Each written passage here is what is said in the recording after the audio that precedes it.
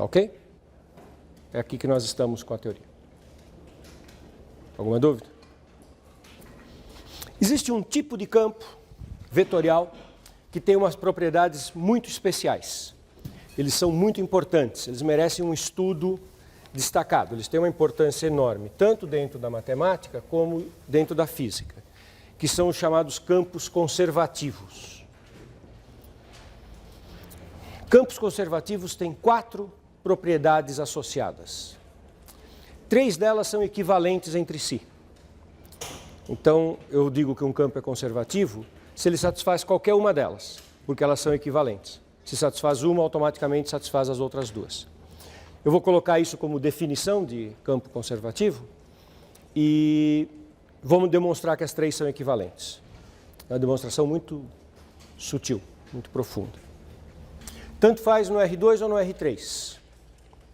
Eu vou escrever no R3, mas vale igualzinho no R2, você só elimina uma das componentes. Tá?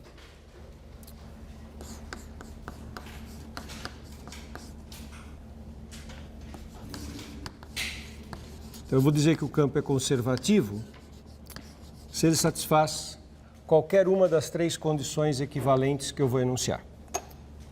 Primeira condição.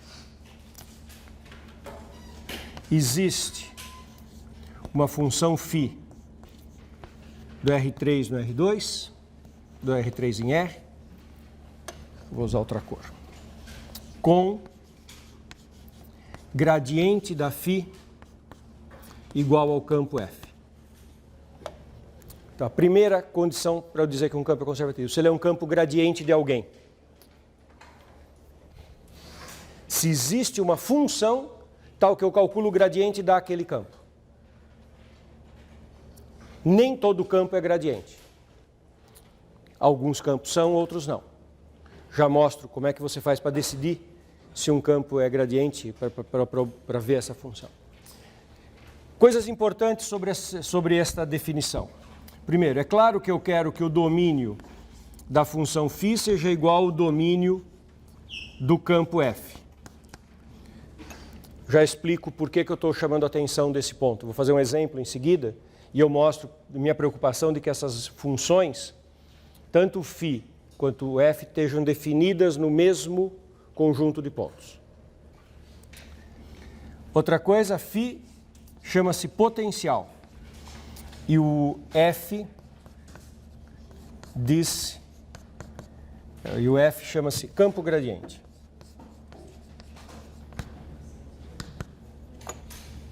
Então, uma primeira condição que é importante um campo ter é ele ser gradiente de alguém. Como é que você faz para saber se um campo é gradiente, hein? Bom, você tem que olhar a seguinte coisa. Então, vou fazer uma pausa aqui nas minhas propriedades para dar um exemplo. Eu sei que o seguinte campo de 2 variáveis, x sobre x2 mais y2, y sobre x2 mais y2, é gradiente.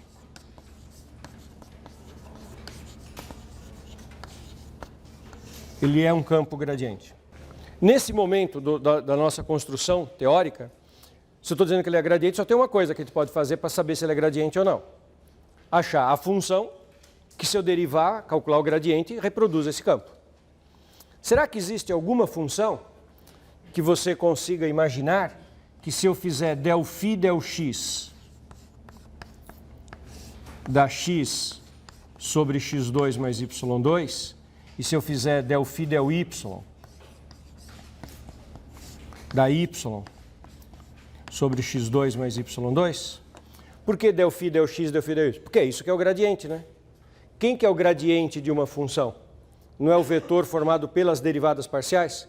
Então, se eu estou dizendo que esse campo é gradiente, eu estou dizendo que existe uma função que, se eu calcular as derivadas parciais, dá exatamente cada uma das componentes do campo.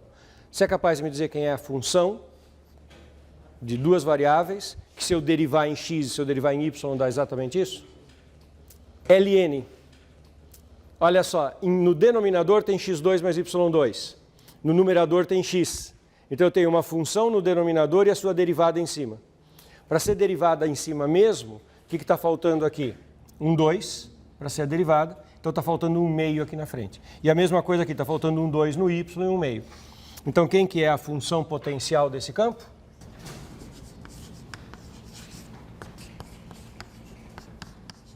É meio do ln de x2 mais y2. É só derivar que você constata aquilo.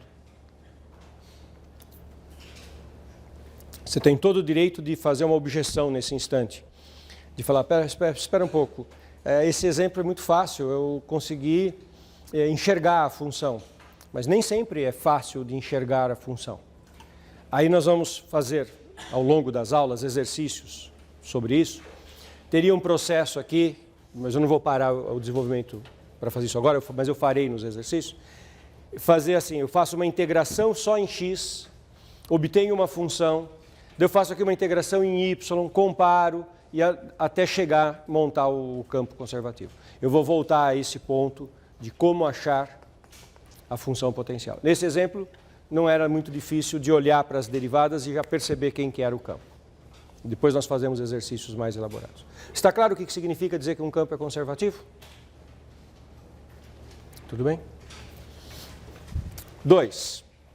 Segunda condição.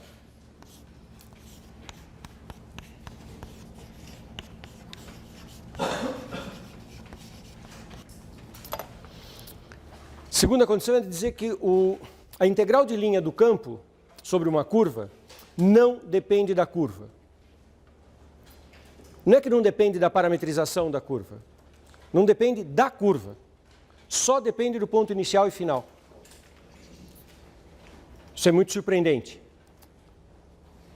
Vocês conhecem um campo que tem essa propriedade? Vamos falar agora de física, de um exemplo de física. O campo gravitacional tem essa propriedade. Se você pega uma partícula que está num certo ponto do espaço, sujeito ao campo gravitacional da Terra, leva até um outro ponto do espaço, qual é o trabalho realizado? Nós estamos falando de integral de linha de campo vetorial. Interpretação física é o trabalho. Se eu pego um ponto no espaço, levo até um outro ponto, qual é o trabalho realizado pelo campo gravitacional? É a diferença de função potencial, é a diferença de potencial, que depende só da altura do ponto. Depende só da altura do ponto. Não depende se eu pego esse ponto e faço isso para trazer aqui, ou se eu pego esse ponto e faço este movimento para trazer aqui. Ou se eu pego esse ponto e faço um enorme zigue-zague e volto aqui. Depende só do ponto inicial e final. O trabalho realizado você conhece pela posição inicial e final. E a gente sabe que é a diferença de potencial. Vocês já viram isso do campo gravitacional em física. Então, essa é uma condição. A gente chama isso de independência do caminho.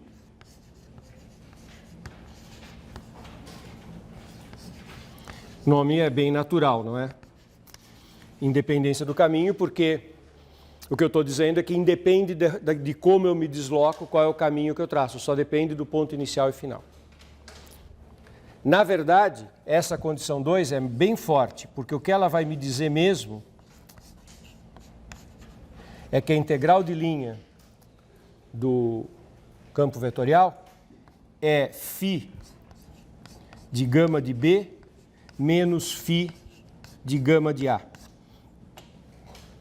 É uma frase que vocês já devem ter ouvido em estudos de física. O trabalho realizado por um campo conservativo é a diferença de potencial. É o potencial no ponto final menos o potencial no ponto inicial. Todo campo conservativo tem uma função potencial. E o trabalho realizado é a diferença de potencial. Daqui a pouco eu mostro que 1 e 2 são equivalentes.